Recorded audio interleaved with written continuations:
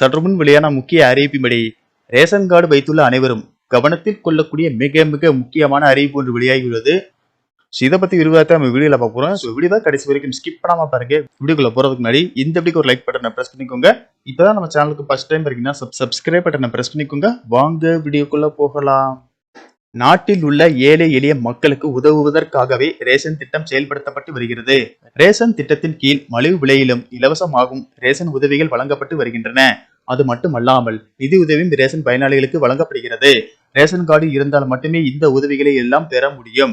இந்த நிலையில் ரேஷன் திட்டத்தை நிறைய பேர் தவறாக பயன்படுத்தி வருவது கண்டுபிடிக்கப்பட்டுள்ளது.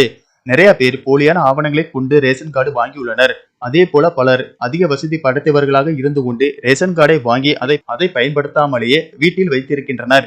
இதனால் உண்மையிலேயே உதவி தேவைப்படுபவர்களுக்கு உதவி கிடைக்காமல் போகிறது. அதனால்தான் KYC சரிபார்ப்பை அரசு கட்டாயமாக்கி உள்ளது. KYC சரிபார்ப்பை இதுவரையில் முடிக்காத பயனாளிகள் உடனே அதை செய்து முடிக்க வேண்டும். இல்லாவிட்டால் அவர்களுக்கு ரேஷன் உதவிகள் தொடர்ந்து கிடைப்பதில் சிக்கல் ஏற்படும். இந்த அப்டேட்டை முடிக்காவிட்டால் ரேஷன் திட்டத்துக்கான பட்டியலில் இருந்து பயனாளிகள் பெயர் நீக்கப்படும். ரேஷன் கார்டும் ரத்து செய்யப்படலாம். KYC சரிபார்ப்பை முடிக்க உங்களுக்கு 2 ஆவணங்கள் தேவை. உங்கள் ரேஷன் கார்டு மற்றும் ஆதார் அட்டை ஆகும்.